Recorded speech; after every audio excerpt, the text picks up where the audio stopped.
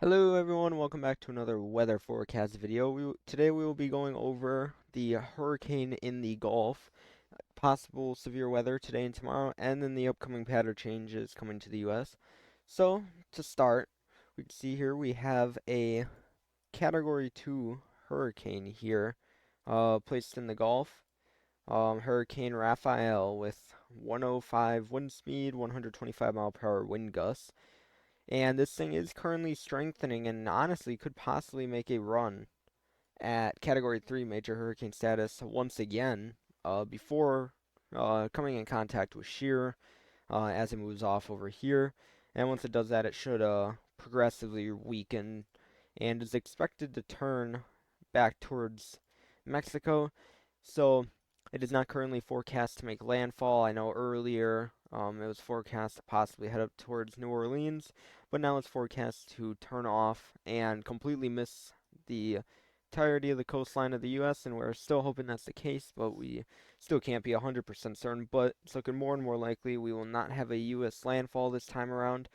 But this did make landfall over here in Cuba as a Category 3 major hurricane. So we've had a rare November Category 3 major hurricane.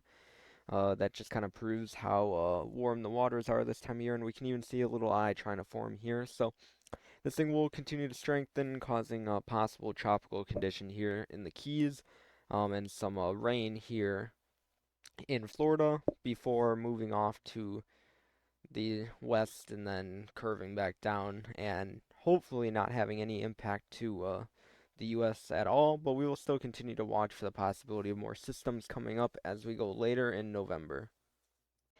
And if we bring it over here to the Storm Prediction Center, we can see that we do have a slight risk in place today for the possibility of severe weather in central Texas. That brings an isolated 5% area of tornadoes, so we could see a tornado or two here in central Texas, so be on the lookout for that. We have the possibility for a more wider area of damaging wind gusts, and then the possibility for 15% chance for hail. Now, none of this is hatched, but it does look like we may have the possibility of some isolated severe weather in certain areas today in central Texas, so make sure today you have multiple ways to receive warnings, as you might have a severe thunderstorm roll through your area. And on our day 2 outlook, we can see we have a larger marginal risk for almost the same areas in central Texas here. For the possibility of 2% tornado risk. That also does include the DFW area, so make sure you're on the lookout for that tomorrow afternoon. We do have a larger 5% wind risk and 5% hail risk. So tomorrow does look to be more of an isolated threat, but I will monitor for the possibility of going live today and tomorrow, but it looks very unlikely at this time. But I will continue to monitor, so make sure the next day or two you have multiple ways to receive warnings in central Texas and keep up with your weather forecasts so that you can make plans on what you do for the day and the evening. And if we bring it over here to the jet stream, we can get an idea of what's causing our severe weather today, tomorrow, and what may bring the possibility for pattern changes and severe weather in the future. So we can see that this area right here is what's bringing our severe weather today. And it's not too powerful. That's why we're not expecting, a big outbreak, and it's a little displaced. So we're not expecting any big outbreaks out of this going into this weekend. But we will have to watch the area and the plains there for possible severe weather. So we'll continue to watch that. And then that moves on out. And then we can see that our next area possibly dips down, bringing cold air and warmer air to the east, and then cooler air to the west. But now we're starting to get pretty far out, so this is a little uncertain. And then you can see at the end of this, we have another one dipping down, doing the same thing. So, really what I'm looking at here is just the next couple days for the possibility of isolated severe weather, as the system doesn't look very powerful. And then continuing through mid-November here, we can just see that as normal November would normally be, we will continue to stay in an active pattern of rain, severe weather, and temperature flips. And I'll bring up the simulated radar to give you an idea of what this all may bring here. So if you look right now, you can see that severe weather sparking off here in Texas, and then you can see this very heavy band of snow in the higher elevations here in the New Mexico area. And if you bring this out, you can see that that kind of just stalls over the same area, bringing a lot of storms there, or a lot of heavy snow.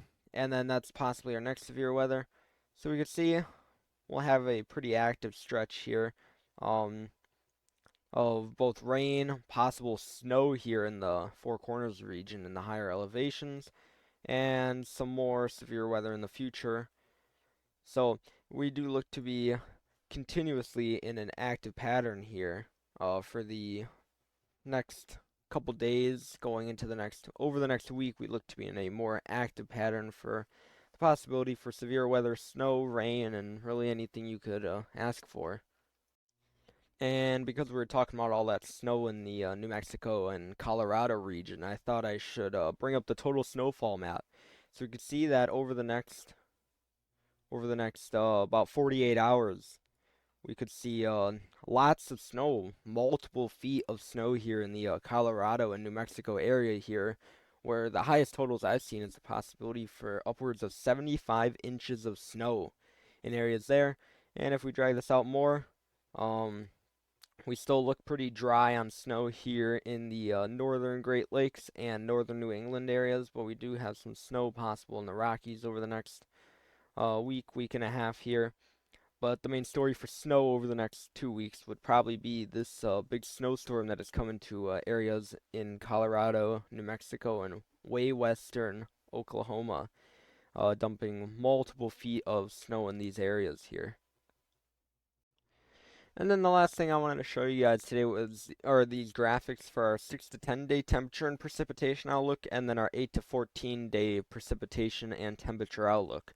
So you can see here, this is what I was kind of showing you. We're going to have those troughs dipping down here in the west, bringing cooler air to areas like Nevada and California, while areas in the Great Lakes region and really anyone from the central plains to the east will likely be above average in precipitation, as that ridge or area of warm air will continue to build in these areas, bringing the possibility for above average temperatures. And this will be the mid-November time frame of November 13th through the 17th.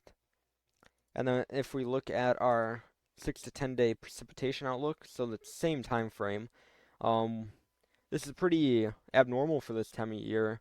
Most of the U.S. will likely be above normal in precipitation for that time frame, and that's in the ways of both snow and the possibility for rain and severe weather.